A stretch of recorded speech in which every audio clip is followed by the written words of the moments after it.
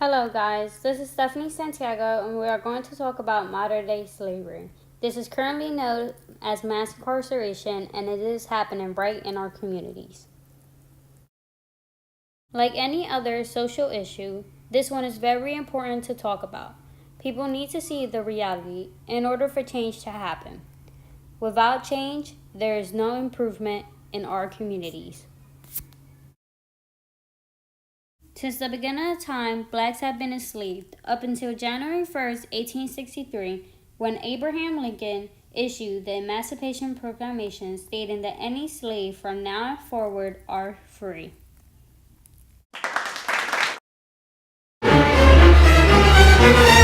That did not stop the discrimination and racism that minorities were experiencing. This is where the civil rights movement comes into play. Black people fought to have the same equal rights like white people. And although they were granted all these rights and promises, this idea is questionable. When money and investments come to play, there is always loopholes. With these loopholes, the words law and order have been used to manipulate people. Black American writer J. Saunders Redden once said, "There is not a country in the world history in which racism has been more important for such a long time as the United States." The documentary on Netflix called The 13th recognizes this modern day enslavement on colored people. Now you may ask, how exactly if the 13th Amendment is in place? However, this is where the loophole comes into play. The 13th Amendment does not protect you if you are a criminal. When the civil rights movement ended, it was said that the crime rates went up.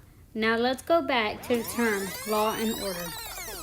The term law and order was used as a rhetoric to hide the fact that they were trying to control the racial population. These terms were used by President Nixon and Reagan. During Nixon's term, Nixon's advisor admitted that the idea war on drugs was to criminalize black people and that it was just a cover up because it was illegal to discriminate against people of color. This was a way to find the loophole in the 13th Amendment. You may ask, why just blacks? However, that wasn't the only targeted community. Hippies and blacks were both the two enemies to Nixon in 1968. When Reagan came to office, he made this rhetoric war a literal one. And even though most Americans said that this war was not an issue, it continued to be a war on drugs. You start out in 1954 by saying nigger, nigger, nigger. By 1968, you can't say nigger. That hurts your backfire, so you say stuff like force busing, states' rights, and all that stuff. And you get so abstract now. You're talking about cutting taxes and all of these things you're talking about are totally economic things, and the byproduct of them is blacks get hurt worse than white. Then Bill Clinton comes to office, and he invests with a proposal for a $30 billion federal crime bill of 1994. This bill was responsible for the massive expansion of the prison system here today. This is where ALEC comes to play. This is a political lobbying group that writes laws and hands them to Republicans. It is a private club with members that are politicians and corporations. And as studied before, politics and corporations do not belong together. For instance, ALEC made the Stand Your Ground law. This law benefited the corporation Walmart with business, but was the reason why Trayvon Martin's killer was not charged for murder. Even private prison corporations are a part of this group. For example, the CCA is the first and fifth largest private prison corporation in the United States. Under contract, states were required to keep these private prisons filled even if no crime was happening. Sure enough, this became a booming industry in the late 80s and early 90s. And what better community to imprison than the black community?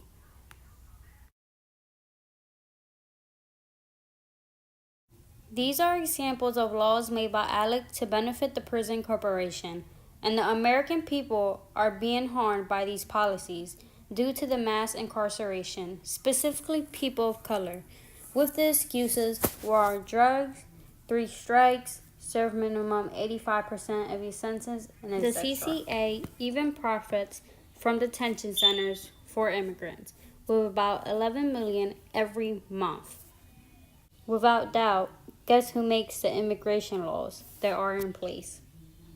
Even your economic class determines your freedom.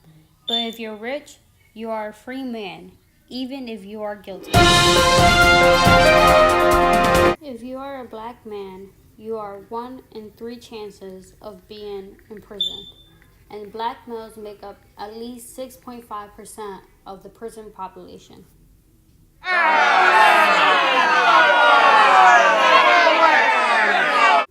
And about 2 million people are in prison. That is about 40% of the U.S. population. This is modern-day slavery. People are being used in profit of money, specifically people of color and those in poor communities. Times are different now and more dangerous because the color community is slowly deteriorating without the community itself figuring out why. Without acknowledgement of what is happening now versus what already happened, means that there is nobody questioning and fighting against current mass incarceration.